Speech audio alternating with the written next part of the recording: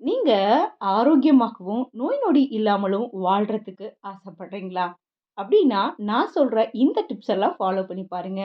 Hi hello friends வணக்கம் and welcome to தேன் மிட்டாய் YouTube channel. நீங்க தினமும் 5 விதமான பழங்களையும், சில வகையான காய்கறிகளையும் உணவா எடுத்துக்கிறீங்களா? ஆமா அப்படின்னு பதில் உங்ககிட்ட இருந்து வந்ததுன்னா, ஆரோக்கியமும், அழகும் எப்போதுமே உங்க பக்கம் தாங்க. தினமும் 1 டம்ளர் மாதுளை ஜூஸ் குடிக்கிறது, உடல்ல ரத்த அழுத்தம், கொழுப்பு, நச்சுத்தன்மை அப்படின்னு பல பிரச்சனைகளுக்கு தீர்வா இருக்குங்க. மனநல கோளாறுகள் மற்றும் மூளை நரம்புகள்ல பாதிப்பு உள்ளவங்களுக்கு தினசரி உணவுல தர்பூசணி துண்டுகள் அவசியம் கொடுக்கணும். மன அழுத்தம், பயம் போன்ற பாதிப்புகளை தகர்க்கும் விட்டமின் B6 தர்பூசணியில அதிகமா இருக்குது. ஆப்பிள் தோல்ல பெக்டின் அப்படிங்கிற வேதிப்பொருள் கணிசமா இருக்குது. இதனால ஆப்பிள் சாப்பிடும்போது எப்போதுமே நாம அதனுடைய தோலோட சேர்த்து சாப்பிடணும். பெக்டின் நம் உடலின் நச்சுக்களை நீக்குவதில் முக்கிய பங்கு வகிக்குது. அதே போல பூண்டு சாப்பிட்டீங்கன்னா உங்க உடல்ல நோய் எதிர்ப்பு சக்தி அதிகமா அதிகரிக்குங்க. வெள்ளை அணுக்கள் அதிகம் உற்பத்தி ஆகிறதோடு கேன்சர் செல்கள் உருவாகாமலும் தடுக்குது.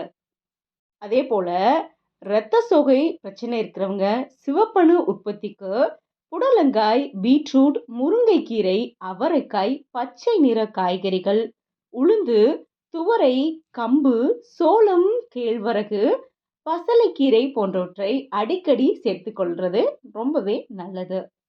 பச்சை பயிறு, மோர், உளுந்து வடை, பனங்கற்கண்டு, வெங்காயம், சுரைக்காய், நெல்லிக்காய், வெந்தயக்கீரை, மாதுளம்பழம், நாவற்பழம், கோவக்காய், இளநீர் போன்றவை நம்முடைய உடலின் அதிகப்படியான சூட்டை தணிக்க உதவி செய்யும்.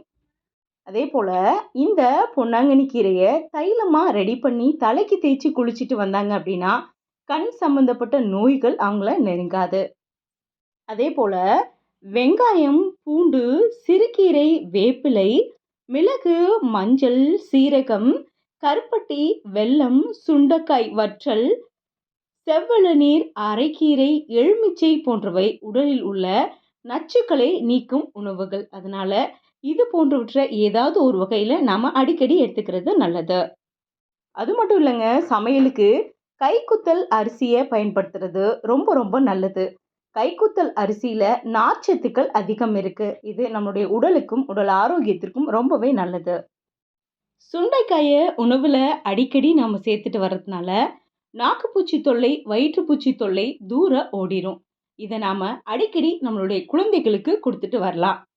அதே போல மூல நோய் பிரச்சனையால அவதிப்படுறவங்க பொன்னாங்கண்ணி கீரையை துவட்டல் பொரியல் செஞ்சு சாப்பிட்டு வந்தாங்க அப்படின்னா மூல நோய் குறையும்.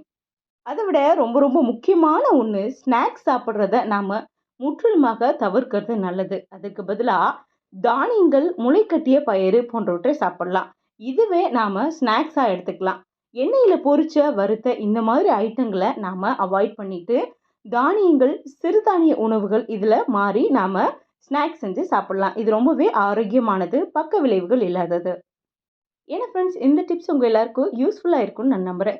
இந்த வீடியோ பிடிச்சிருந்தா ஒரு லைக் பண்ணுங்கள், ஷேர் பண்ணுங்கள். இது போன்ற பயனுள்ள தகவல்கள் தெரிஞ்சுக்கணும் அப்படின்னா நம்ம சேனலை இது வரைக்கும் சப்ஸ்கிரைப் பண்ணாதவங்க சப்ஸ்கிரைப் பண்ணுங்கள். மறுபடியும் ஒரு யூஸ்ஃபுல்லான கண்டென்ட்டோட நான் உங்களை மீட் பண்ணுறேன். தேங்க்யூ.